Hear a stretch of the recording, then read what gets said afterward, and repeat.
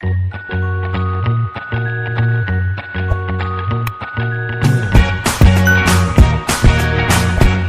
Student, welcome to Unite Classes. तो अब हम देखेंगे रिलेशनशिप बिटवीन क्या ए सी एम सी, फिर हम देखेंगे टी सी एम सी, फिर देखेंगे A C A B C, sorry M C A B C देखेंगे। तो ये मैंने समझा दिया कि ए सी किसे कहते हैं, एम सी किसे कहते हैं लास्ट लेक्चर में। तो अब हम देखेंगे कि ग्राफिकल रिप्रेजेंट से हम कैसे आइडेंटिफाई करेंगे कि उन दोनों का रिलेशनशिप क्या है, किसका relationship A C and M C. तो सबसे पहले अगर आपको रिलेशनशिप पूछा जाए तो आपको कौन सा ग्राफ बनाना आना चाहिए। तो मैंने ग्राफ पिछले लेक्चर में कैसे बनते हैं वो बता दिया कि शेड्यूल के साथ ग्राफ कैसे बनाते हैं। तो आपको ग्राफ आना चाहिए। तो ये क्या है, ये एमसी का कर्व है और ये एसी कर्व है। तो इस दो कर्व से हमको कैसे पता लगेगा कि ये इन दोनों में रिलेशनशिप कौन सी है। तो सबसे पहला हम स्टार्ट करेंगे। तो सबसे पहला हम देखेंगे, तो यहाँ पे पहला क्या है, when AC is falling, when AC falls, MC is more than AC। मतलब क्या, ये ग्राफ से ही पता। अब ये आपको अगर ये पॉइंट याद नहीं है तो अब ये ग्राफ से कैसे पता लगाओगे वो भी मैं आपको बताऊंगा। तो when AC falls, MC is less than AC। मतलब क्या है, अब देखो यहाँ पे ये ग्राफ में क्या हो रहा है, ये वाला जो एरिया है उसमें क्या हो रहा है, AC फॉल हो रहा है। क्या है, AC फॉल हो रहा है, AC फॉल्स। तो हम ऐसे कर देंगे AC फॉल्स। तो यहाँ पे देखो ये MC कर्व है, कौन सा यहाँ तक है वो MC कर्व है और यहाँ तक AC कर्व है। तो समझो AC कर्व क्या है, MC कर्व के ऊपर है। तो हम क्या लिखेंगे, MC is lower than AC, MC is lower than AC। तो हमारा पहला ही पॉइंट होगा व्हेन AC इज फॉलिंग, मतलब when average cost is declining, then MC is lower than, मतलब marginal cost is lower than average cost. फिर एक second point आएगा यहाँ पे, ये इसका कौन सा पॉइंट है, लोएस्ट पॉइंट। अगर आपको ये याद नहीं हो रहा कि लोएस्ट पॉइंट, आप ऐसा भी लिख सकते हो, क्या ये पॉइंट पे क्या हो रहा है, AC is equal to MC। ये पॉइंट पे ऐसा भी हो रहा था। आप दोनों में से कुछ भी आपको जो 5 वो लिख सकते हो। तो अभी क्या है, हमको बनाना यहाँ इसका लोएस्ट पॉइंट कौन सा है, ये वाला इसका लोएस्ट पॉइंट है और ये वाला इसका लोएस्ट पॉइंट। तब अब क्या हमको मिला, एक सेकंड पॉइंट मिला कि AC is equal to MC। अब AC is equal to MC होगा तो ये इसमें रिलेशनशिप क्या हो रही है, तो AC is equal to MC होगा। उसके बाद क्या, AC MC के कब इक्वल होता है, जब क्या होता है, AC कांस्टेंट होता है, मतलब AC चेंज नहीं होता। मतलब AC जब कांस्टेंट होता है, मतलब उसके लोएस्ट पॉइंट होता है, तो AC is equal to MC। तो हम क्या लिखेंगे, सेकंड व्हेन, समझो ये क्या है, ये पॉइंट है व्हेन AC राइजेस, तो क्या है, MC is greater than AC। तो इसके बाद वाला पॉइंट है, तो हमारा ये पॉइंट हम सबसे पहले देखेंगे। तो ये पॉइंट कौन सा है, when AC is eight lowest, MC intersect AC। मतलब क्या, जब AC सबसे लोएस्ट पॉइंट पे जाता है तो MC AC को क्या करता है, इंटरसेप्ट करता है। तो हमारा ये पॉइंट होगा रिलेशनशिप का सेकंड पॉइंट। अब थर्ड पॉइंट में आपको समझाऊंगा। तो थर्ड पॉइंट क्या है, अब थर्ड पॉइंट में क्या हो रहा है, AC राइज हो रहा है। देखो AC क्या हो रहा है, राइज हो रहा है।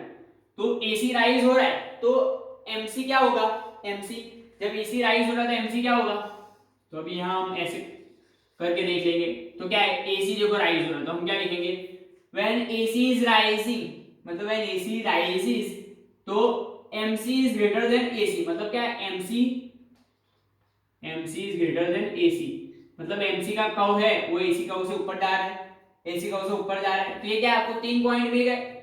रिलेशनशिप कैसे समझाओगे, कि पहला तो आपसे क्या समझाऊं, आपको सबसे पहले क्या देखना है कि AC कर्व को ही देखना है।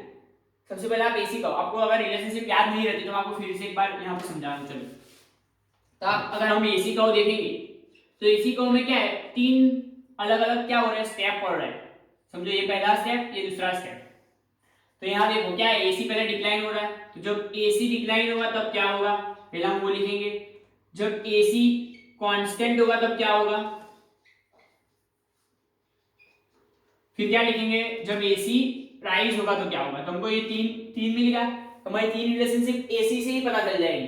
तो जब AC डिक्लाइन हो रहा है तो MC क्या हो रहा है, MC is lower than AC। मतलब क्या लिख देंगे, MC is lower than AC। फिर जब AC क्या है, कांस्टेंट है, तो AC is equal to MC। और जब AC राइज हो रहा है तो MC क्या हो रहा है, MC is greater than AC। MC is greater than AC। तो आप क्या, अगर आपको ग्राफ अच्छे से आ रहा है तो आप उससे भी, अगर आपको ग्राफ अच्छे से याद है और आपको ये रिलेशनशिप याद नहीं तो आप क्या है, ग्राफ से ही रिलेशनशिप बता सकते हो। अब हम देखेंगे नेक्स्ट, अब हम देखेंगे relationship between TC and MC, मतलब total cost and marginal cost के बीच में क्या रिलेशनशिप है वो देखेंगे। तो सबसे पहला तो मैंने आपको क्या बताया, अगर आपको रिलेशनशिप याद ना हो तो क्या है, आपको सिर्फ ग्राफ याद होगा तो भी आप रिलेशनशिप बना सकते हो। तो सबसे पहले आपको क्या करना पड़ेगा, ये चैप्टर्स के है, ये चैप्टर है, उसके बाद वाला चैप्टर, उसमें आप क्या करना, ग्राफ अच्छे से याद रख लेना कि भाई टीपी का ग्राफ कैसे होता है, कि टीसी का ग्राफ कैसे होता है, एमपी का ग्राफ कैसे होता है, एमसी का ग्राफ कैसे होता है, एवरेज प्रोडक्ट का ग्राफ कैसे होता है, एवरेज कॉस्ट का ग्राफ कैसे होता है। फिर हम रेवेन्यू देखेंगे तो वो रेवेन्यू के ग्राफ्स भी आप याद रखना, क्योंकि वो ग्राफ से ही आपको क्या होगा, रिलेशनशिप आप आराम से बता सकते हो, क्योंकि हम ग्राफ रीड आराम से कर सकते हैं, इजीली हम ग्राफ रीड कर सकते हैं। कैसे रीड करना है मैं आपको बता ही रहा हूँ कि कैसे रीड करते हैं हम ग्राफ। तो सबसे पहला क्या है हमारा पॉइंट रिलेशनशिप का, MC is equal to TCN minus TCN minus 1। मतलब सबसे पहला रिलेशनशिप क्या है, MC क्या है, हर एक अगर TC टोटल कॉस्ट में कोई भी एडिशन होगा, एडिशन इन TC तो क्या होगा, उसको हम बोलेंगे MC। मतलब क्या, पहला जैसे कि था 10 TC था, मतलब टोटल कॉस्ट 10 था, फिर टोटल कॉस्ट 12 हुआ, टोटल कॉस्ट क्या हुआ, सेकंड यूनिट पे 12 हो गया, तो ये जो 2 एडिशन हुआ, एडिशन इन TC होगा, उसको बोलते हैं हम MC। तो पहला रिलेशन का हमारा फार्मूला ही है, तो फार्मूला भी मैंने आपको लास्ट लेक्चर में अच्छे से करा दिया था। अब हम देखेंगे सेकंड। तो सेकंड में आपको यहां से नहीं, मेरे को समझो कि मैं ये नहीं देख रहा, अब मैं आपको एक ग्राफ से कैसे समझाऊंगा वो आप देख लीजिए। पहले हम क्या देखेंगे, MC देखेंगे। तो MC क्या हो रहा है, डिक्लाइन हो रहा है, आपको वो देखना है, MC इज डिक्लाइनिंग। तो MC डिक्लाइन हो रहा है तो TC क्या हो रहा है, बढ़ रहा है, TC क्या हो रहा है, बढ़ रहा है, बट कैसे रेट से, देखो कैसे रेट से, आपको ना पता चले तो क्या करना है, ऐसे ग्राफ बना के दिखाना है। क्यों, देखो यहाँ पे थोड़ा कॉस्ट बढ़ता है तो हमारा आउटपुट क्या हो रहा है, ज्यादा रेट से बढ़ रहा है, थोड़ा कॉस्ट और बढ़ा है तो हमारा आउटपुट और ज्यादा रेट से बढ़ रहा है। क्यों, हमको वहां से पता चला कि हमने ये लाइंस, मतलब एक्स एक्सिस तक लाइन लेके और वाई एक्सिस तक लाइन लेकर तुमको पता चल गया कि बढ़ता है ज्यादा रेट से। तो हम क्या लिखेंगे, TC increasing at increasing rate, कब, व्हेन MC इज डिक्लाइनिंग। तो हमारा क्या है, when MC is declining TC increasing at increasing rate, तो हमारा सेकंड ये होगा। अब हम देखेंगे थर्ड क्या है, थर्ड वाला भी मैं आपको ग्राफ से ही समझा रहा हूँ, समझो कि थर्ड वाला क्या है, जब TC क्या हो रहा है, इंक्रीज हो रहा है, सॉरी जब MC इंक्रीज हो रहा है, मतलब MC जब इंक्रीज होगा तो TC क्या हो रहा है, वो भी आपको देखो, TC क्या हो रहा है, बढ़ तो रहा है, मतलब इंक्रीज तो हो रहा है, तो हम ऐसे लिख देंगे पहले, when MC is increasing TC increase, but कैसे रेट से, वो भी आपको कैसे पता चलेगा। अब क्या है, डिस्टेंस क्या होगा, कम हो जाएगा, क्योंकि अगर थोड़ा भी प्राइस बढ़ाएंगे तो आउटपुट इतना ज्यादा नहीं बढ़ेगा। क्यों, कि वो अब डिमिनिशिंग रेट से बढ़ा है, मतलब क्या, डिमिनिशिंग रेट। तो हम क्या लिखेंगे, when MC increasing TC increasing at diminishing rate, third point ये होगा। अब हम देखेंगे फोर्थ पॉइंट क्या है हमारा, फोर्थ पॉइंट क्या है, व्हेन MC इज लोएस्ट, मतलब क्या है, MC लोएस्ट पे है, ये क्या है उसका lowest point, lowest point MC lowest point पे होगा, मतलब सबसे कम, मतलब जो लोएस्ट पॉइंट MC का होता है, जब MC लोएस्ट पॉइंट पे होगा तो क्या होगा वो देखेंगे। तो TC क्या हो रहा है, देखो यहां से जो था हमारा TC दो पार्ट में बढ़ रहा है, सॉरी यहाँ पे TC दो पार्ट में बढ़ रहा है, देखिए क्यों, पहले यहाँ इंक्रीजिंग एट इंक्रीजिंग रेट था, फिर क्या हुआ, इंक्रीजिंग एट डिक्रीजिंग रेट होगा। तो हम क्या लिखेंगे, when MC is eight lowest point TC stop increasing at increasing rate, मतलब अब इसके आगे क्या हो रहा है, TC इंक्रीजिंग रेट से नहीं बढ़ रहा, और क्या हो रहा है, and start increasing at decreasing rate, and start increasing at decreasing rate. तो ये क्या था, TC एंड MC के बीच में का, TC एंड MC के बीच में रिलेशनशिप था। अब हम देखेंगे MP और MC में क्या रिलेशनशिप है। अब हम क्या देखेंगे, MC और MP के बीच में क्या रिलेशनशिप। अब क्या है, MC क्या है, MP का रेसिप्रोकल, मतलब क्या है, उल्टा है। MC अगर सीधा ऐसे, पहले जब MP डिक्रीज हो रहा है तो MC क्या हो रहा है, सॉरी जब MC डिक्रीज हो रहा है तो MP क्या हो रहा है, बढ़ रहा है, जब MP डिक्रीज हो रहा है तो MC क्या हो रहा है, बढ़ रहा है। तो ये क्या है, रेसिप्रोकल, उल्टे का है दोनों दो के, देख लीजिए।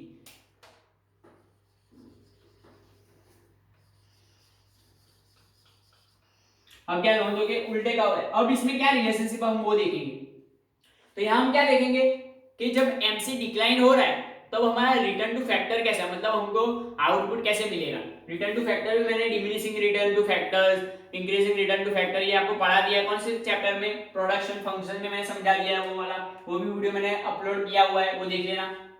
अब हम देखेंगे क्या कि जब एमपी इंक्रीज हो रहा है तो क्या हम लिखेंगे? एमपी इंक्रीज, क्या? MP increasing, MP is increasing तो क्या है? MC is a corresponding and MC is falling. क्या? एमपी इंक्रीजिंग तो एमसी फॉलिंग, और कौन सा रिटर्न टू फैक्टर दे रहा है? तो हमको क्या एमसी से ही पता चल जाएगा कौन सा, सॉरी एमपी से ही पता चल जाएगा कि रिटर्न टू फैक्टर कैसा है हमारा। तो रिटर्न टू फैक्टर मानी क्या कि अगर हम एक वेरिएबल फैक्टर ऐड करते हैं तो हमारा आउटपुट कितना बढ़ रहा है उसको हम बोलेंगे रिटर्न टू फैक्टर। तो क्या है? एमसी क्या हो रहा है? इंक्रीज हो रहा है। तो जब सॉरी एमपी इंक्रीज हो रहा है तो जब भी एमपी इंक्रीज होगा तो हमारा कौन सा रिटर्न टू फैक्टर होता है? Increasing return to factor. तो क्या होगा? हम लिखेंगे when MP is increasing and MC is decreasing there is increasing return to factor. Factor क्या? Increasing return to factor. अब सेकंड है व्हेन क्या है? MP is falling, when MP is falling and MC is rising तो कौन सा return to factor होगा? तो सिंपल है, जब एमपी इंक्रीज होता है तब क्या होता है? Increasing return to factor. तो एमपी जब डिक्रीज होगा तो कौन सा रिटर्न टू फैक्टर होगा? Diminishing return to factor, diminishing return to factor.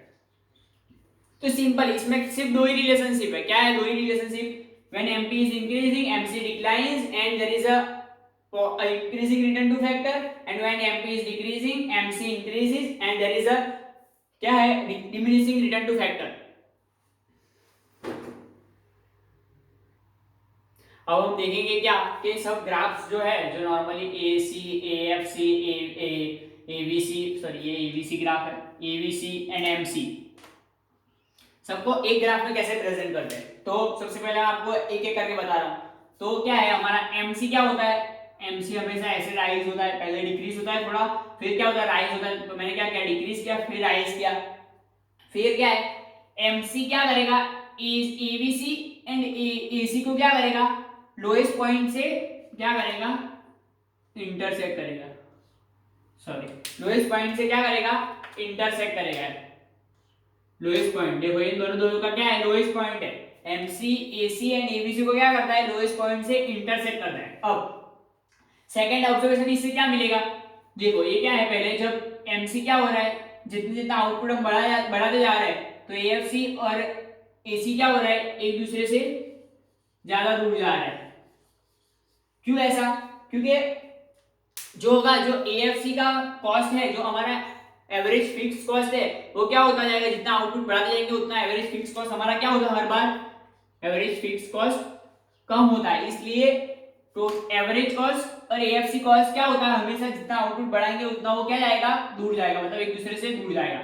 अब क्या है? एबीसी क्या होता है? जितना आउटपुट हम बढ़ाएंगे उतना इसका एएफसी का उल्टा होगा। क्या? वो क्या होगा? एसी के करीब जाएगा, एसी के करीब जाएगा। देखो ऐसा क्यों है?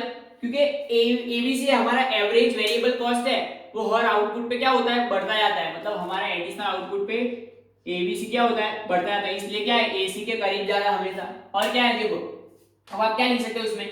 व्हेन एसी डिक्लाइन तो क्या है? MC decline faster than AC. फिर क्या है? When MC intersect AC then after MC rise MC increasing faster than AC. मतलब क्या होता है? एमसी उससे ज्यादा फास्टर इंक्रीज करने लगता है। अब ये क्या है? हम यहाँ लिखेंगे एएफसी इज रेक्टेंगुलर हाइपरबोला। मतलब क्या है? वो हमेशा क्या होगा? डिक्लाइन होगा, बट कभी एक्स एक्सिस को कट नहीं करेगा। एक्स एक्सिस को कट क्यों नहीं करेगा? क्योंकि आउटपुट बढ़ेगा तो फिक्स कॉस्ट से डिवाइड करेंगे तो हमारा इन्फिनिटी तक आंसर जाएगा, बट कभी जीरो नहीं हो सकता। इसलिए एएफसी कभी एक्स एक्सिस को कट नहीं करता। वो अगर ऐसे भी हो सकता है बट एकदम माइन्यूट होगा, बट कभी एक्स एक्सिस को कट नहीं करेगा। तो ये क्या था? हमारा सब ग्राफ का एक ही में प्रेजेंटेशन था। तो आप ऐसे प्रेजेंटेशन दे सकते हो। और क्या है? अगर आपको याद नहीं रहता सब ग्राफ एक में ही ड्रॉ करके फिर क्या करते हो आप? एक ग्राफ, अगर ये वाला ग्राफ याद कर लो तो आपको बाकी का अगर ऐसा बोला हो कि एसी एंड एमसी का रिलेशनशिप बिटवीन, तो आप ये सब ग्राफ हटा दोगे तो आपको एमसी एंड एसी का रिलेशनशिप मिल जाएगा। फिर आपको पूछा हो कि एमसी एंड एबीसी का रिलेशनशिप, तो आपको इससे मिल जाएगा। फिर आपको पूछा एसी एबीसी एंड एएफसी को कैसे प्रेजेंट करते हैं, तो वो क्या एक ही ग्राफ आप याद करोगे तो आपको सभी ग्राफ अच्छे से याद हो जाएंगे।